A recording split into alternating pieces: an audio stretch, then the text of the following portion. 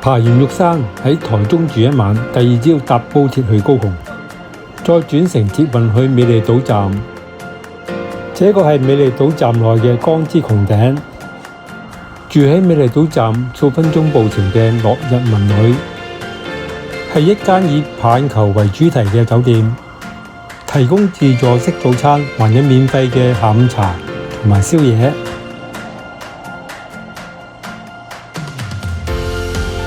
這間雙人房間都很寬敞，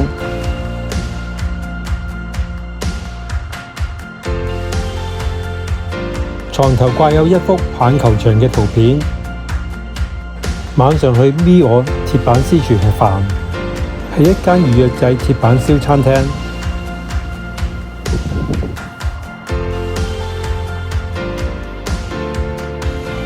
第二天颱風來襲，多處地方水浸。高雄市亦停班停學，唯有留喺酒店。可是整天風雨很少。第三天乘搭捷運去鳳山站2號出口附近嘅鳳儀書院，入場票成人為66元。書院內放置多款 Q 版公仔。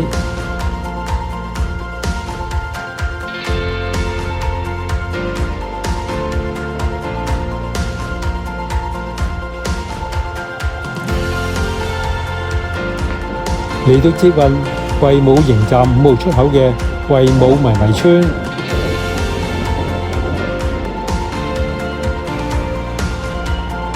周邊嘅建築物繪上各式各樣嘅圖案。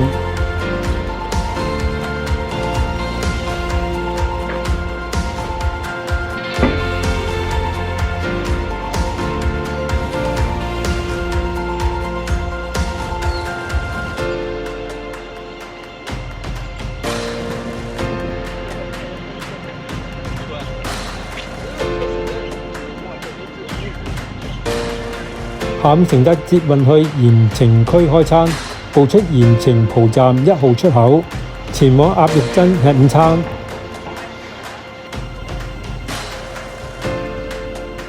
2個鴨肉飯，1碟鴨腿切盤，加1碟小菜，共250元。吃完飯就行去對面嘅李家鹽仔湯吃綜合冰，每碗綜合冰50元。沿着這條巷仔步行去大溝頂，兩旁都係一啲食品小店。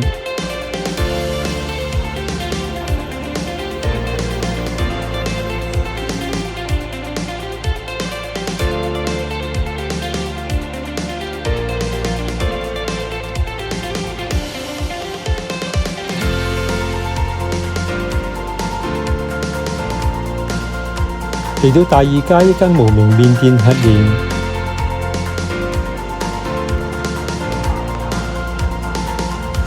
一直步行到真愛碼頭，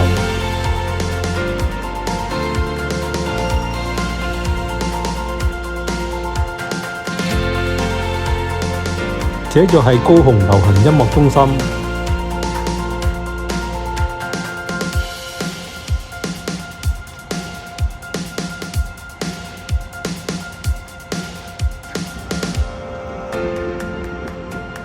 途經大義倉庫，再行上去大廣橋，就抵達永心浮島餐室，望住真愛碼頭嘅夜景，飲啤酒。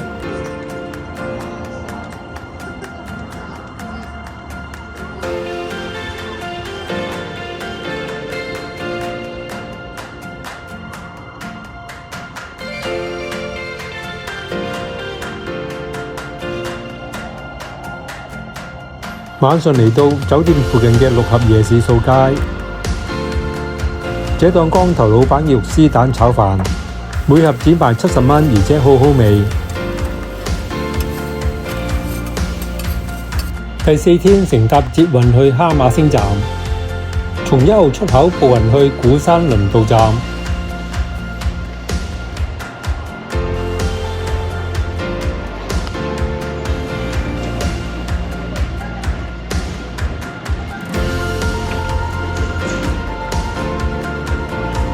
全程幾分鐘就抵達旗津輪渡站，步出碼頭就係旗津老街。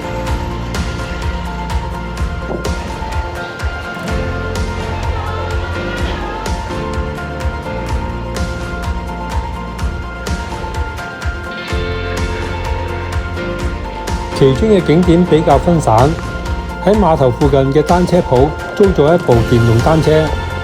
剛剛喺碼頭開個電動單車上嚟啊！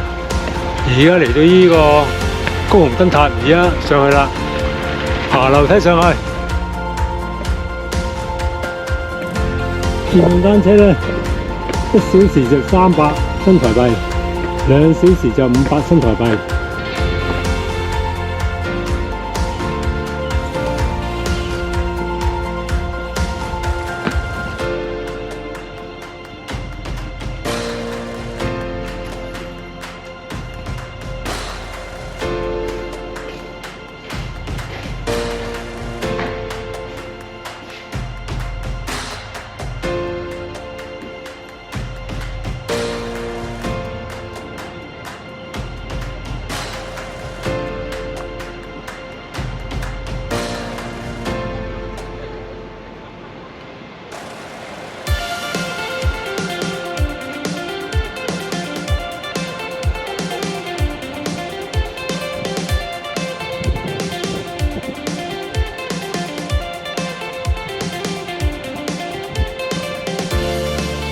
從燈塔落返嚟呢，就轉右去其後炮塘。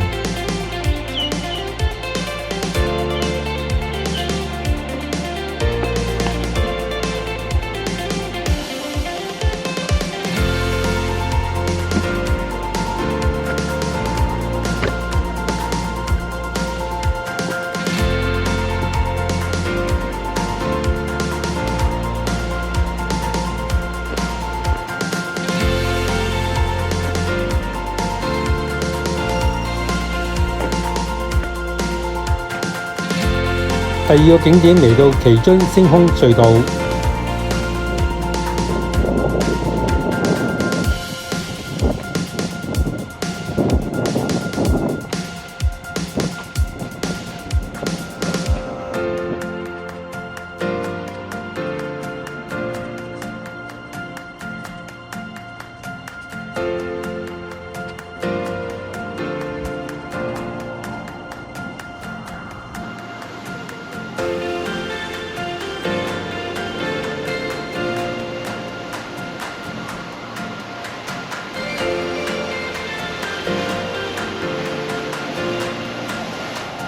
跟住再去旗津彩虹教堂。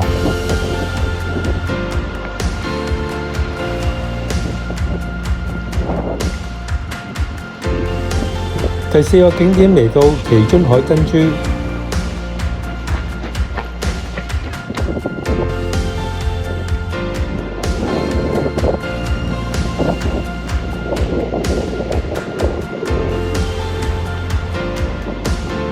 最後嚟到路程比較遠嘅風車公園，嚟到有點失望，只見到一排很細嘅風車。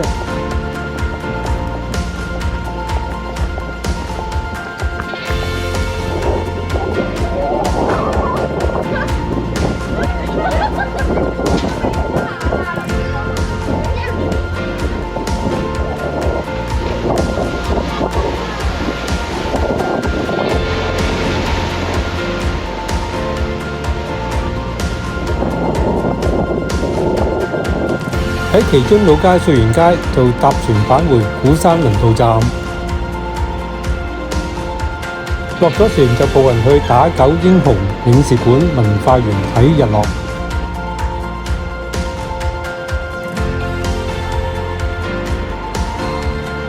入園費每位成人為99蚊。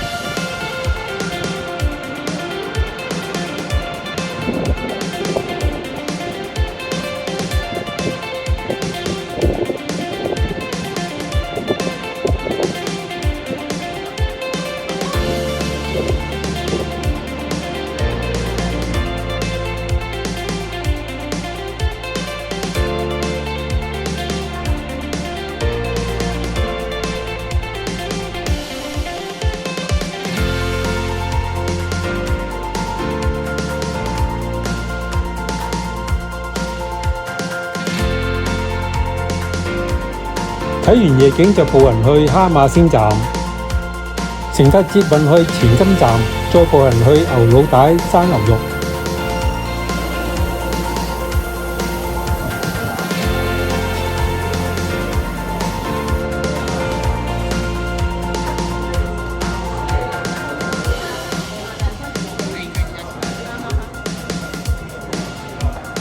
最後一天乘搭捷運去哈馬星站，2號出口就係哈馬星鐵道園區。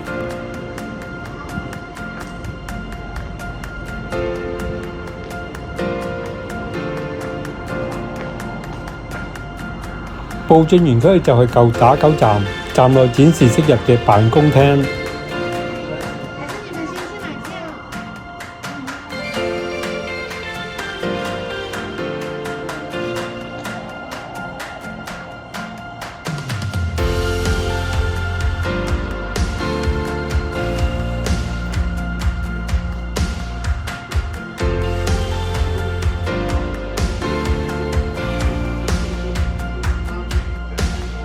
園區內擺放多列昔日嘅火車，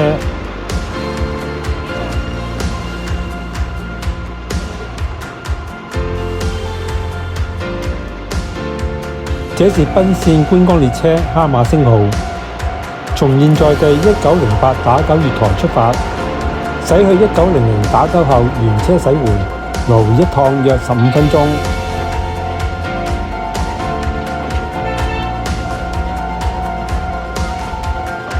這處亦是哈馬星輕軌站，輕軌全線共有37個站。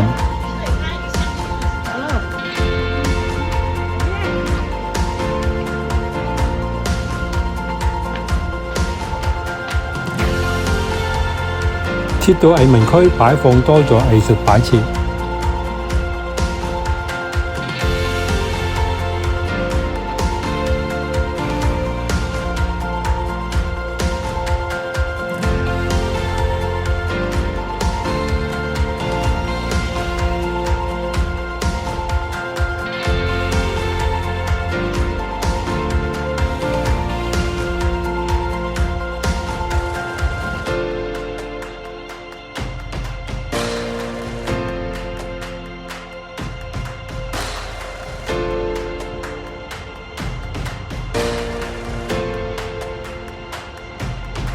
經過博爾蓬萊站，嚟到博爾藝術特區。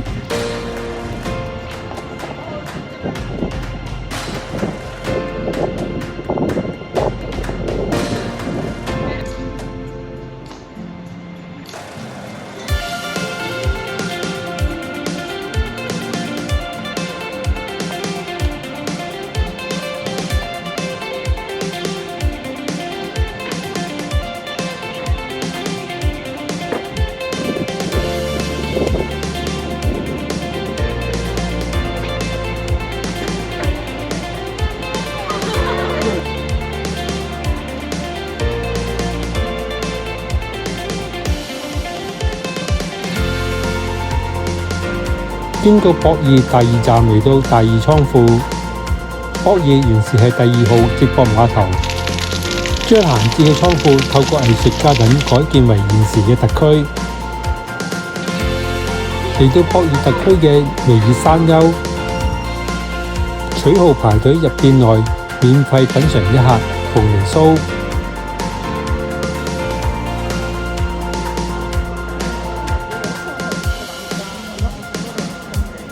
等候期間去旁邊嘅大義公園打卡。今天星期六，遇着美麗島站舉行電競比賽。